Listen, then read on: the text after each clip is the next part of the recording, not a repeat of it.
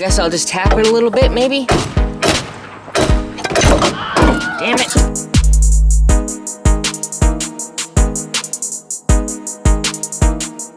Hey, what's going on, YouTubulous? EXO coming at you here, still trying to figure out what the heck is going on with Little Blue.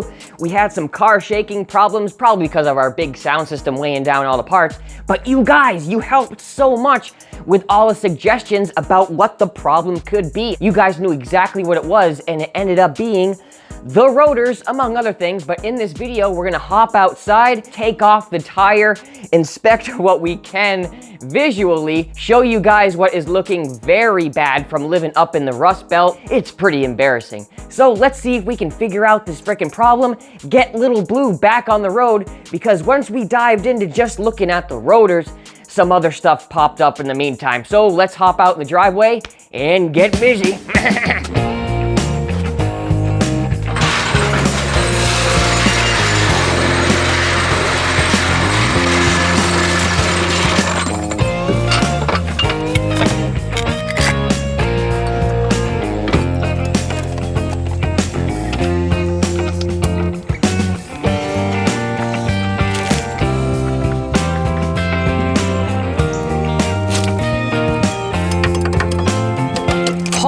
Smokes, look at this brake pad. We've got the frickin' Leaning Tower of Pisa up in here. Now, that does not look normal at all. We've got a frickin' 45-degree angle on our brake pad. What could that be from? Is that from that thing was warped, or is there some other big reason that causes this right here? Oh boy, I hope it's just the same problem, just causing others. Holy cow, this caliper has seen better days. I believe that thing sticking out there is the piston, the thing that goes in and out. I'm not 100% sure, so don't make fun of me too bad, but it's got rust all over it. That does not seem like it even has the ability to go in and out freely, all greased up. Looks like it's crusty dusty. Maybe we'll have to get new calipers too. What do you guys think? Whew.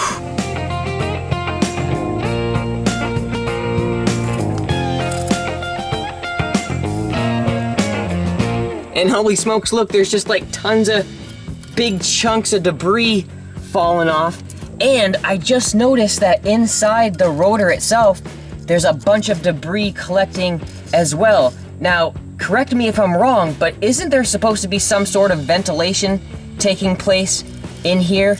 And that is not the case at all. In fact, around the entire thing, it is just lodged with tons and tons of rust from, I believe, the rotor itself just deteriorating. But we still know there's a separate problem back here that caused this huge hole in this boot. Holy crap. Look at what I found on this side of the vehicle. Oh, lo and behold, we've been pointing the camera over there, and look at what we have delved into over here. Hopefully you can see it.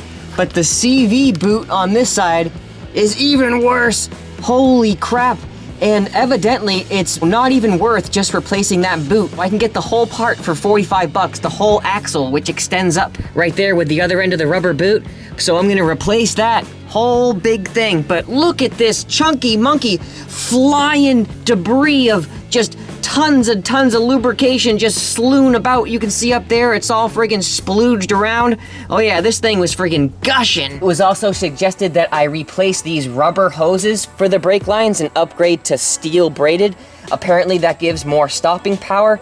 And a lot of people are telling me to go slotted or drilled rotors, but I gotta be honest, I already went on Rock Auto and got myself treated rotors for rust corrosion. I didn't even think that I needed those ones with holes in them because I thought they were for racing. So I have another set of solid iron ones like this, but they do have, you know, decent ventilation and coating for corrosion. So hopefully, you know, they do me good. They're Duragos. Oh God, I'm probably not even making the right choice.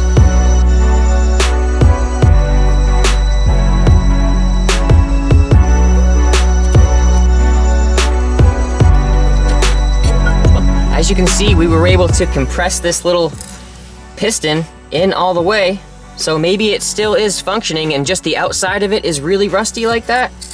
It needs a nice good cleaning job, that's for damn sure. So maybe we'll buy a rebuild kit or a repair kit for our calipers instead of a replacement. Or you know what, on second thought, before I jump the gun on that, let me know if you think that this is beyond repair because of the surface rust on the outside. Does that compromise the seal beyond the point of being useful? Let me know, because this seems like it's kind of on the borderline of being useful or potentially salvageable. I just don't know myself.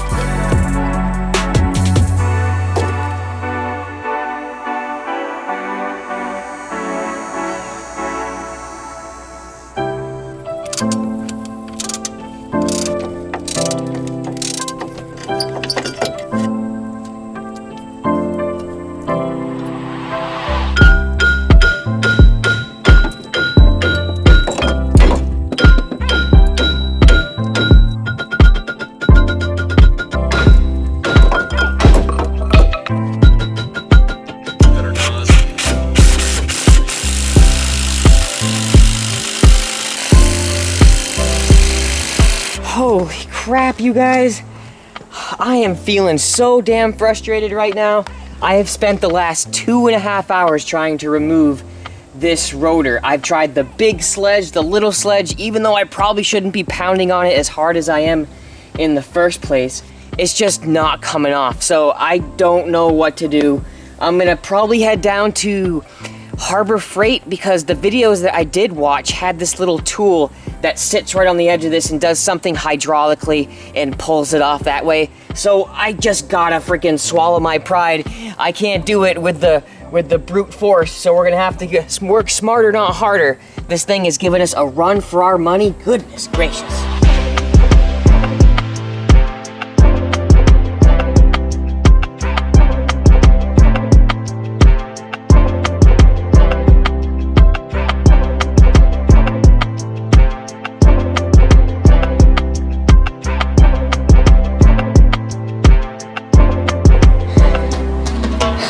Here goes nothing. Moment of truth. See if this thing freaking works. Tried everything, so this is the last resort. Yeah. Man, this is hard to pump. I may need to put the camera on a tripod. So with that pressure on there, I guess I'll just tap it a little bit, maybe? Damn it, that thing always falls.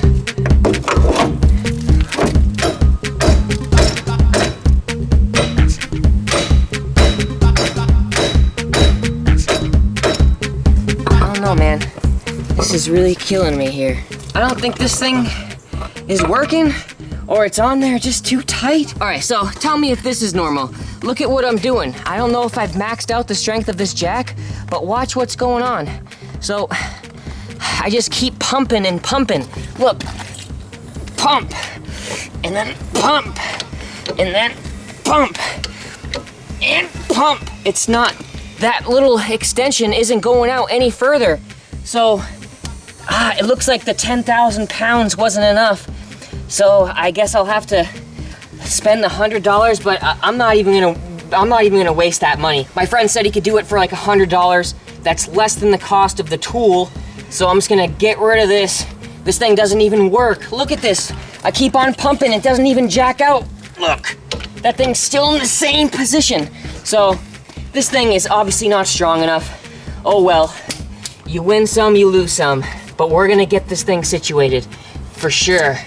There she goes. See you later.